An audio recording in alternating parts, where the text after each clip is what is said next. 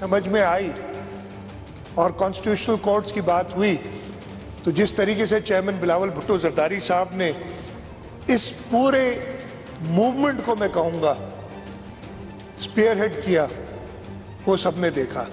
और इसमें ना सिर्फ कॉन्स्टिट्यूशनल कोर्ट की बात है, जैसे मैंने पहले ही पैराग्राफ में कहा है कि इसके अंदर सूबों के दरमियान इक्वालिटी भी हुई है, इसलिए कि जो अमेंडमेंट पास हुई है और जो आइन का हिस्सा बन गई है, गजट होके और आइन का हिस्सा बन गई है, इसमें यही लिखा है कि इस कॉन्स्टिट्यूशनल कोर्ट में चारों सूबों से बराबर नंबर के जजेस होंगे। ये इंश्योर करेगी कि सूबों के दरमियान मसावात हो, इक्वालिटी। सूबों से बराबर नंबर के जजेस होंगे। ये इंश्योर करेगी कि सूबों के दरमियान मसावात हो, इक्वालिटी हो।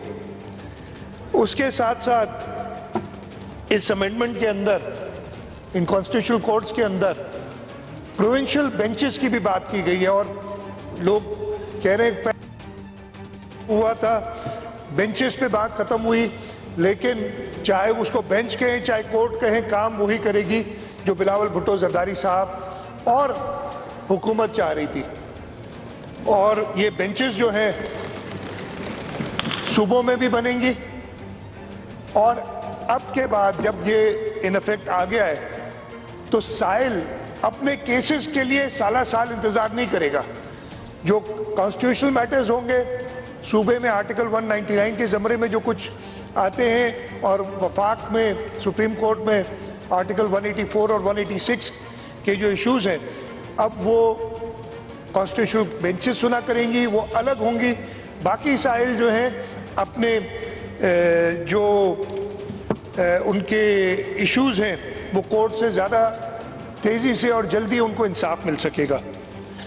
इसमें जो बेहतरीन बात हुई है, जो मेरा ख्याल है सब रियलाइज़ करते हैं, शायद कहते नहीं है कुछ दोस्त, कि बिलावल भुट्टो जरदारी साहब ने ये अज़म किया था, ये आदा किया था कि जैसे शहीद जुल्फ़िकार अली भुट्टो ने मुत्तफ़क़ा तौर पे 1973 का आइन मंजूर किया था, जैसे आसिफ अली जरदारी साहब की क़यादत में 18वीं तरमीम जो कि 73 के कॉन्स्टिट्यूशन को आमरों ने उसकी शक्ल बिगाड़ दी थी, उसको वापस उस शक्ल में लाने के लिए जो शहीद जुल्फ़िकार अली भुट्टो ने हमें दिया था,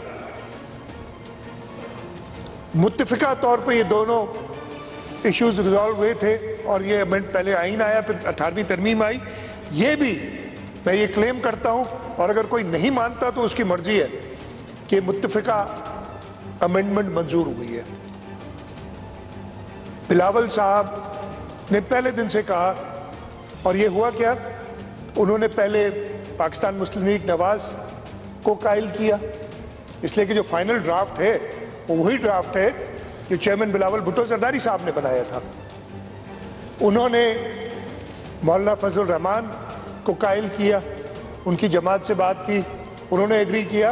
और रिकॉर्ड पे मौजूद है कि पाकिस्तान तहरीक इंसाफ के जो सदर हैं बैरिस्टर गौहर, उन्होंने भी पब्लिक में कहा कि जी हमें जो हमने कंसेंसस डेवलप कर लिया है। लेकिन फिर एक शख्स है जो शायद इंसाफ पे बिलीव नहीं करता, जो अपने 90 या 80 या जितने भी मेंबरान हैं उनको मना कर दिया, जबकि वो चाह रहे थे। जब उनका लीडर जो पार्टी का सदर है वो कहता है कि जी हमने कंसेंसस डेवलप कर लिया, मौलाना फजल रहमान साहब वाले जो था अमेंडमेंट उस पर, और वो वही अमेंडमेंट थी जो बिलावल भुट्टो जरदारी साहब और मौलाना फजल रहमान साहब ने साथ मिलकर बनाई थी, तो फिर तो ये मुत्तफ़िक़ा हुआ।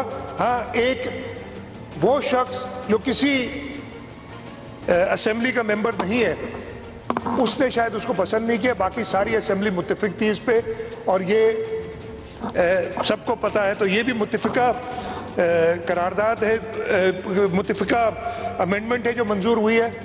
और इसके बाद इंशाअल्लाह ताला जो प्रॉब्लम्स जुडिशरी के अंदर लोग फेस कर रहे थे, जो एक जुडिशियल ओवररीच, और ये मेरे लफ्ज नहीं है, ये अपने सुप्रीम कोर्ट के जजेस की जजमेंट्स हैं कि हमारे यहाँ जुडिशियल ओवररीच हो गई है। आतिश न्यूज, पाकिस्तान के सबसे बड़े न्यूज नेटवर्क का हिस्सा बनने का सुनहरी मौका। मुल्क भर से दर्ज झेल आसामियों की जरूरत है। Bureau chief, deputy bureau chief, video editor, city reporter, tehsil reporter, district reporter, crime reporter, press reporter, नुमाइंदा, नामह नगार। Chief executive Syed Jamshed Bukhari. मजीद मालूमात के लिए इन नंबर्स पर राबिता करें।